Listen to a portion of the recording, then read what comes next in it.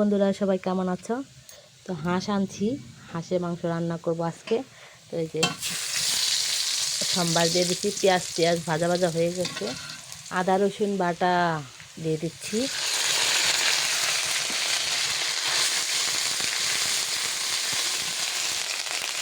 পরিমাপ মতন লবণ দিয়ে দিচ্ছি। মরিচের গুঁড়া দিয়ে দিব, একটু হলুদের গুঁড়া দিয়ে দিব,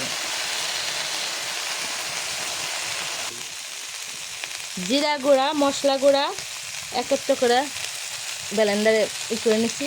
তো গুঁড়া করে নিচ্ছি, পরিমাপ মতন দিয়ে দিচ্ছি। মশলা কষানো হয়ে গেছে, এখন মাংস দিয়ে দিব। আর লাকড়ির চুলায় রান্না খেতে বেশ ভালো লাগে, তার মাংস দিয়ে দিচ্ছি।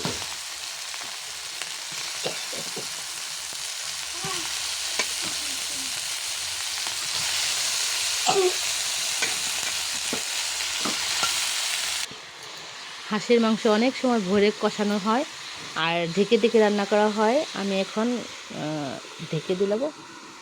ঢেকে দেওয়ার পরে অনেক 3-4 মিনিট থাকবে, অল্প আছে। এভাবেই ঢেকে ঢেকে রান্না করবো, দেখতে থাকুন। কয়েকটা বড় রসুনের গুঁড়া দিয়ে দিলাম, খেতে ভালো লাগবে। আর একটু পর পর নেড়ে চেড়ে দিব যাতে নিচে না লেগে যায়।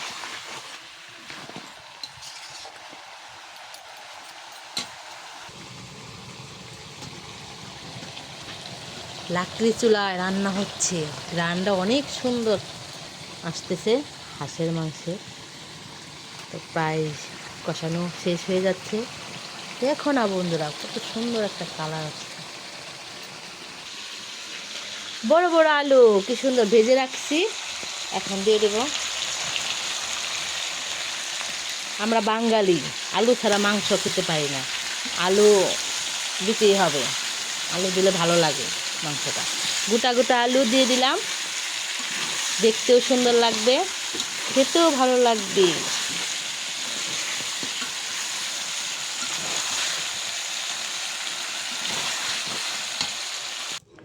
পরিমাপ মতন জল দিয়ে দিছি।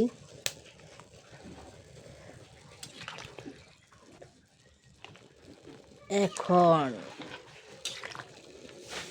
মানে ভালো মতন জাল হবে। মাংসটা কষানো শেষ হয়ে গেছে।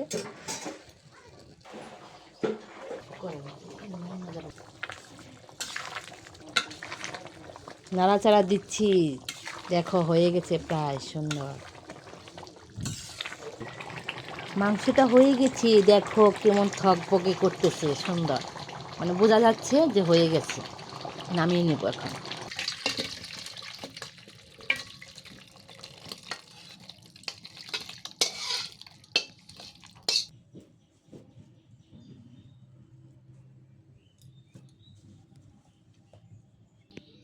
হ্যালো বন্ধুরা, সবাই ভালো থাকবেন, সুস্থ থাকবেন আর পুরো ভিডিওটা দেখবেন। সবাইকে ধন্যবাদ।